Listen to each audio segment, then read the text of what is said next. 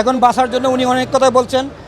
উনি রিমান্ড যাতে না নেয়, ওনাকে জিজ্ঞাসাবাদ যাতে না করে, উনি অনেক কিছু বলতে চাচ্ছেন, কিন্তু এগুলো তো বিশ্বাসযোগ্য নয়। এই আমি হোটেলে সেখানে উপস্থিত ছিলাম, কিন্তু এই বৈঠকের সাথে আমি কোনো উপস্থিত ছিলাম না। এবং একটা হোটেলে আপনারা জানেন যে সেখানে বিভিন্ন হোটেলে বিভিন্ন ফ্লোর থাকে। এই হোটেলে সেখানে বিভিন্ন পারিবারিক অনুষ্ঠানে উনি একটা পারিবারিক অনুষ্ঠানে সেখানে গিয়েছিলেন, উনি সেটা বলেছিলেন। এবং এই ঘটনাটা কী ঘটেছিল এবং সেটা উনি জানেন না, এবং আদৌ উনি এই সম্পর্কে অবগত না, এবং ওনার হাজব্যান্ড ঘটনার সাথে ছিল কি না এবং উপস্থিত ছিল কিনা সেটা উনি তথ্য দিতে পারেন না, উনি বলতে পারেন না। সে বিজ্ঞ আদালতে উনি বলেছেন, বিজ্ঞ আদালত অত্যন্ত মনোযোগ সহকারে ধৈর্য সহকারে কথাগুলো শুনেছেন। ওনারা সরকার বিরোধী কর্মকাণ্ড করেছিলেন, মিটিং করেছিলেন 400-500 লোক নিয়ে, ছাত্রলীগ, যুবলীগ এবং অন্যান্য। আমরা যতটুকু জানতে পেরেছি অন্য দেশের একটা এজেন্সির হিসেবে কাজ করেছেন।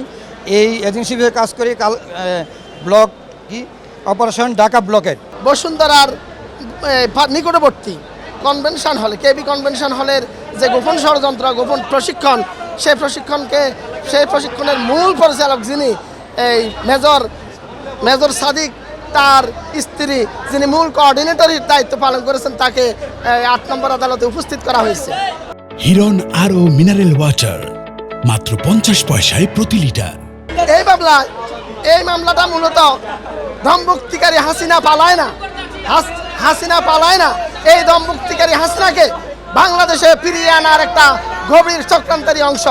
তারা এই কনভেনশন হলে অফলাইনে এবং অনলাইনে প্রায় 400 থেকে 500 ছাত্রলীগ, যুবলীগ, মহিলা লীগ, স্বেচ্ছাসেবক লীগ, আওয়ামী লীগ কর্মীকে ট্রেন আপ করেছে। তাদের এই প্রোগ্রামের উদ্দেশ্য ছিল হাসিনা যখনই প্ল্যান দিবে, ডাক দিবে, তখনই তারা শাহবাগ মোড়ে এসে উপস্থিত হবে। এই মামলার আজকে গুরুত্বপূর্ণ আসামি যিনি, তাকে মেজর সাদিকের স্ত্রী সুমাইয়া জাফরিনকে আদালতে উপস্থাপন করে মামলার তদন্তকারী কর্মকর্তা 7 দিনের রিমান্ড প্রার্থনা করেছেন।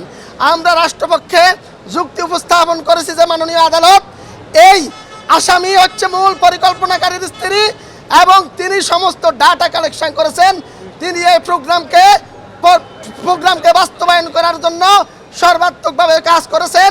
এই আসামিকে রিমান্ডে নিলে পরে আদালত এবং এই মামলার তদন্তকারী কর্মকর্তা মামলার আসল উদ্দেশ্য জানতে পারবে। কারা এই মামলার সাথে সম্পৃক্ত, কারা এই ঘটনার অর্থ যোগানদাতা, কারা অস্ত্র যোগান দেওয়ার প্রিপারেশন নিয়েছে, কারা ইউনূস সরকারকে হটিয়ে হাসিনাকে এই দেশে পুনর্বাসনের পরিকল্পনা করেছে। আদালত আমাদের বক্তব্যে সন্তুষ্ট হয়ে এই আসামিকে 5 দিনের রিমান্ড মঞ্জুর করেছে। পাশাপাশি আরেকজন আসামি ছিল, তার নাম হচ্ছে আদনান বিন আব্দুল্লাহ। তদন্তকারী কর্মকর্তা এই আদনান বিন আব্দুল্লাহকে 10 দিনের রিমান্ড প্রার্থনা করেছেন। মাননীয় আদালত রাষ্ট্রপক্ষকে শ্রবণান্তে সন্তুষ্ট হয়ে এই আদনান বিন আব্দুল্লাহর 7 দিনের রিমান্ড মঞ্জুর করেছেন। এই মামলাটি হচ্ছে মেজর সাদিকের ওয়াইফ সুমাইয়া জাফরিন, ওনাকে এই মামলায় সম্পৃক্ত করে আজকে 7 দিন রিমান্ড চাওয়া হয়েছে। বিজ্ঞ আদালতে আমরা বলেছি যে এই মামলায় যে ওনাকে গ্রেপ্তার করা হয়েছে, ওনাকে সাসপেক্টেড আসামি হিসাবে। বাদী সুস্পষ্ট বলেছেন যে এই মামলার ঘটনাটা 13-7 তারিখে ঘটনাটা ঘটেছিল এবং কে জড়িত, এবং বাদী সুস্পষ্টভাবে তার এজাহারভুক্ত করেছেন। কিন্তু আমার এজাহারে নাম নেই, শুধু সাসপেক্টেড আসামি হিসাবে এই মামলায় আমাকে গ্রেপ্তার করা হয়েছে। আপনারা জানেন সিআরপিসিতে স্পষ্ট বলা আছে, সাসপেক্টেড হিসেবে আসামি গ্রেপ্তার করতে হলে কোনো আসামির 164-এ আমার কথা বলতে হবে, 161-এ আমার কথা বলতে হবে, এবং ভিডিও ফুটেজ যেগুলো দাখিল করতে হবে, এবং এই 3টির একটিও প্রসিকিউশন বিজ্ঞ আদালতে দাখিল করতে পারেন নাই। সেই হিসাবে এই মামলায় আমার বিরুদ্ধে চলতেই পারে না। আজকে হচ্ছে শুধু মেজরের ওয়াইফ হিসাবে এই মামলায় আমাকে সম্পৃক্ত করা হবে, যেটা আইনের শাসনের পরিপন্থী এবং ন্যায় বিচারের পরিপন্থী। আমরা বিজ্ঞ আদালতে সেটা বলেছি।